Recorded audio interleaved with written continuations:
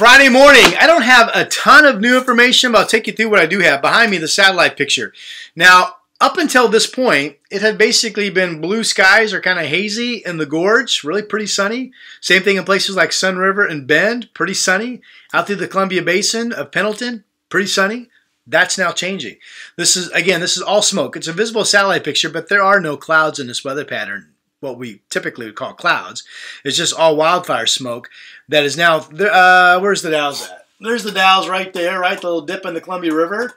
And clearly it's cloudy in central Oregon, all through the gorge, moving out into the Columbia Basin. So a light west wind flow is now literally taking smoke that east winds had blown out to sea and now turning that smoke around, for crying out loud, and bringing it back. And it will eventually push it all the way toward the Idaho border today.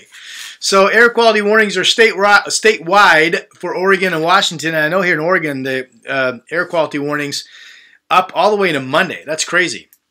The forecast smoke models show that there is no relief anywhere today. They do show that there could start to be some thinning of the smoke at the beach late Saturday or Saturday evening. And then on Sunday, Portland is either right on the back edge of thick smoke, which means we don't see any change, or we just start to get out of it and see minimal change with some improving conditions. We will get into some improving conditions with the pattern that sets up next week. It still looks like the chance of some showers Monday afternoon, but likely some rain at times Monday night, Tuesday, and Wednesday. And while it might not be any widespread hours of rain, forecast models are still printing out that there could be at least scattered locations pick up at 0.2 to 1/4 inch of rain on Tuesday for the 24-hour period, and again on Wednesday. That would be terrific, terrific news. Okay, so that's the smoke. What's going on with the wind pattern itself? I mentioned it was east. Those easterlies faded as promised yesterday. They've turned, I want to say the overall wind pattern is light westerly this morning, but at the surface, winds are more light and variable than anything. Now that still allows rising humidity levels.